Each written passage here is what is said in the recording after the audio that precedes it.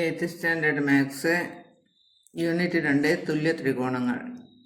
ഇതിലെ page number 12 ചില പ്രവർത്തനങ്ങളാണ്. ചോദ്യം: ചുവടെ വരച്ചിരിക്കുന്ന രണ്ട് ത്രികോണങ്ങളിൽ എ ബി സമം ക്യു ആർ, ബി സി സമം ആർ പി, സി എ സമം പി ക്യു ആയാൽ എ ബി സി എന്ന ത്രികോണത്തിലെ കോൺ സിയും പി ക്യു ആർ എന്ന ത്രികോണത്തിലെ എല്ലാ കോണുകളും കണക്കാക്കുക. ഇതാണ് ചോദ്യം. അതായത് രണ്ട് ത്രികോണങ്ങൾ കൊടുത്തിട്ടുണ്ട്.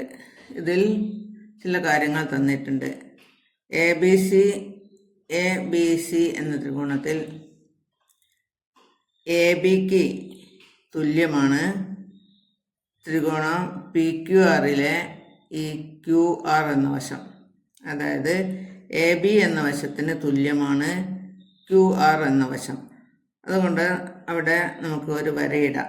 ആ രണ്ട് വശങ്ങളും തുല്യമാണ്. എ ബിക്ക് തുല്യമാണ് ക്യു ആർ. അത് ഓർമ്മിക്കാനാണ് ഒരു വരയിട്ട് വെച്ചത്. അതുപോലെ ബി സിക്ക് തുല്യമാണ് ആർ പി എന്ന് കൊടുത്തിട്ടുണ്ട്. ബി സി, ഇതാണ് ബി സി എന്ന വശം. ഈ ബി സിക്ക് ഇവിടെ രണ്ട് വരയിടാം. ബി സിക്ക് തുല്യമാണ് ആർ പി. ആർ പി എന്ന വശം ഇതാണ്. ഇവിടെയും രണ്ട് വരയിട്ടു.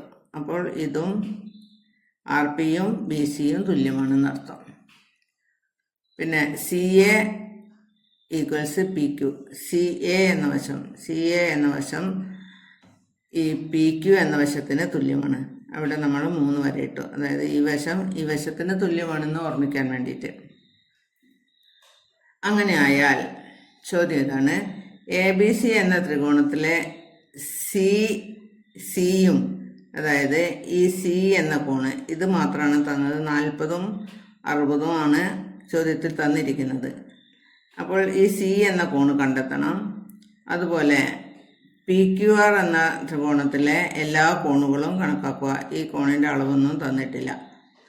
അപ്പോൾ നമുക്കറിയാം, ഒരു ത്രികോണത്തിലെ 3 കോണുകളുടെയും അളവുകളുടെ തുക എപ്പോഴും 180 ആയിരിക്കും.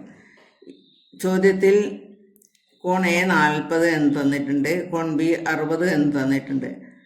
ഈ കോണ് നമ്മൾ കണ്ടെത്തേണ്ടതാണ്. അപ്പോൾ ഇത് രണ്ടും കൂട്ടിയപ്പോൾ 40ഉം 60ഉം കൂട്ടിയാൽ 100ആണ് കിട്ടുക.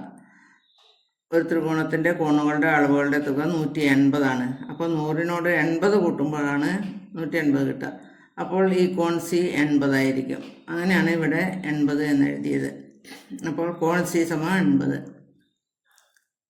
പിന്നെ ഈ പി ക്യു ആറിലെ എല്ലാ കോണുകളും കണ്ടെത്തണം. കോണുകളുടെ അളവുകളും കണ്ടെത്തണം. അത് നമ്മൾ കണക്കാക്കുന്നത് ഈ തുല്യവശങ്ങൾക്ക് എതിരെയുള്ള കോണുകൾ തുല്യം എന്ന നമ്മൾ പഠിച്ചു വെച്ച കാര്യം ഓർത്തിട്ടാണ്. തുല്യവശം ഇത് എ ബി എന്ന വശത്തിന് തുല്യം ആണ് ക്യു ആർ. എ ബി എന്ന വശം നമ്മൾ അടയാളം വെച്ചിട്ടുണ്ട്. എ ബി എന്ന വശത്തിന് തുല്യമാണ് ക്യു ആർ.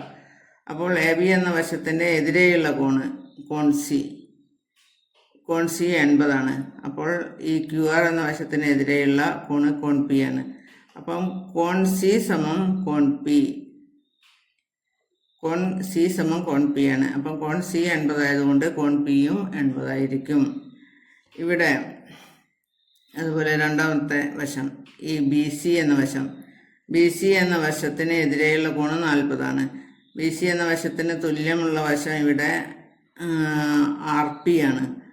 ആർ പിക്ക് എതിരെയുള്ള കോണ്, അപ്പോൾ ഇവിടെ ബി സിക്ക് എതിരെയുള്ള കോണ് 40, അപ്പോൾ ആർ പിക്ക് എതിരെയുള്ള കോണ് 40 ആയിരിക്കും. പിന്നെ മൂന്നാമത്തെ വശം സി എ എന്ന വശത്തിന് എതിരെയുള്ള കോണ് 60 ആണ്. ഇവിടെ മൂന്നാമത്തെ വശം പി ക്യു ആണ്. പി ക്യു എന്ന വശത്തിന് എതിരെയുള്ള കോണ് 60 ആയിരിക്കും. അപ്പോൾ അതായത് ഈ എ സി എന്ന വശത്തിന് തുല്യമാണ് ഈ പി ക്യു എന്ന വശം. അപ്പോൾ എ സി എന്ന വശത്തിന് എതിരെയുള്ള കോണ് 60 ആയതുകൊണ്ട് പി ക്യു എന്ന വശത്തിന് എതിരെയുള്ള കോണും 60 ആയിരിക്കും. ഇവിടെ നമ്മൾ ഓർക്കുന്നത് തുല്യ വശങ്ങൾക്ക് എതിരെയുള്ള കോണുകൾ തുല്യം എന്നതാണ്. തുല്യ ത്രികോണത്തിലെ തുല്യ വശങ്ങൾക്ക് എതിരെയുള്ള കോണുകളും തുല്യമായിരിക്കും. അങ്ങനെയാണ് നമ്മൾ ഈ ത്രികോണത്തിലെ കോണുകളുടെ അളവുകൾ കണ്ടുപിടിച്ചിരിക്കുന്നത്. അടുത്തതായി പേജ് നമ്പർ 12 തന്നെ ചോദ്യങ്ങളാണ്. ചുവടെയുള്ള ഓരോ ജോഡി ചിത്രങ്ങളിലും ഒന്നാം ത്രികോണത്തിലെ കോണുകൾക്ക് തുല്യമായ കോണുകൾ രണ്ടാം ത്രികോണത്തിൽ നിന്നും കണ്ടുപിടിച്ച് എഴുതുക എന്നാണ്. അതായത് ഒന്നാം ത്രികോണം LMN ആണ്, LMN. രണ്ടാം ത്രികോണം XYZ ആണ്. ഓരോ ജോഡി ചിത്രങ്ങളിലും ഒന്നാം ത്രികോണത്തിലെ കോണുകൾക്ക് തുല്യമായ കോണുകൾ രണ്ടാം ത്രികോണത്തിൽ നിന്ന് കണ്ടുപിടിച്ചെഴുതുക. അപ്പോൾ തുല്യവശങ്ങൾക്ക് എതിരെയുള്ള കോണുകളായിരിക്കും തുല്യം. അപ്പോൾ ഇവിടെ 2 സെൻറ്റിമീറ്റർ നീളമുള്ള വശം, ഒന്നാമത്തെ വശം അതെടുക്കാം. 2 സെൻറ്റിമീറ്റർ നീളമുള്ള വശം. ഇവിടെ 2 സെൻറ്റിമീറ്റർ നീളമുള്ള വശം XY ആണ്. ഇവിടെ 2 സെൻറ്റിമീറ്റർ നീളമുള്ള വശം NL അല്ലെങ്കിൽ LN. LN തുല്യമാണ് ഇത് ഈ 2 സെൻറ്റിമീറ്റർ നീളമുള്ള വശം XY. അപ്പോൾ അതിനെതിരെയുള്ള കോണുകൾ തുല്യമായിരിക്കും. അതായത് ഈ LN എതിരെയുള്ള കോൺ M ആണ്. M തുല്യമാണ് XYക്ക് എതിരെയുള്ള Z കോൺ. അപ്പോൾ കോൺ M സമം എന്തെഴുതാം? കോൺ M സമം കോൺ Z എന്ന് എഴുതാം. അതായത് തുല്യവശങ്ങൾക്ക് എതിരെയുള്ള കോണുകളാണ് തുല്യം. പിന്നെ രണ്ടാമത്തെ വശം നമുക്ക് അതിൻ്റെ തൊട്ടടുത്ത വശം എടുക്കാം. 3 സെൻറ്റിമീറ്റർ നീളമുള്ള വശം. 3 സെൻറ്റിമീറ്റർ നീളമുള്ള വശത്തിൻ്റെ പേര് LM ആണ്. LM എതിരെയുള്ള കോണ് N ആണ്. LM എതിരെയുള്ള കോണ് N ആണ്. ഇവിടെ അതുപോലെ 3 സെൻറ്റിമീറ്റർ നീളമുള്ള വശം ZY അല്ലെങ്കിൽ YZ എതിരെയുള്ള കോണ് X ആണ്. അപ്പോൾ നമുക്ക് കോൺ N സമം കോൺ X എന്ന് എഴുതാം. കോൺ N സമം കോൺ X. ഇനി അടുത്ത വശം 4 സെൻറ്റിമീറ്റർ നീളമുള്ള വശം. ഇവിടെ 4 സെൻറ്റിമീറ്റർ നീളമുള്ള വശം. 4 സെൻറ്റിമീറ്റർ നീളമുള്ള വശത്തിനെതിരെയുള്ള കോണ് L. ഇവിടെ 4 സെൻറ്റിമീറ്റർ നീളമുള്ള വശത്തിനെതിരെയുള്ള കോണ് Y. അപ്പോൾ കോൺ L സമം കോൺ Y. അങ്ങനെ തുല്യ കോണുകൾ നമ്മൾ കണ്ടുപിടിച്ചു കഴിഞ്ഞു. അടുത്തത് മറ്റു 2 ചിത്രങ്ങൾ കൊടുത്തിട്ടുണ്ട്. ഇതിലും അത് തന്നെയാണ് ചോദ്യം. തുല്യ കോണുകൾ കണ്ടുപിടിച്ചെഴുതുക. ഇവിടെ നോക്കാം.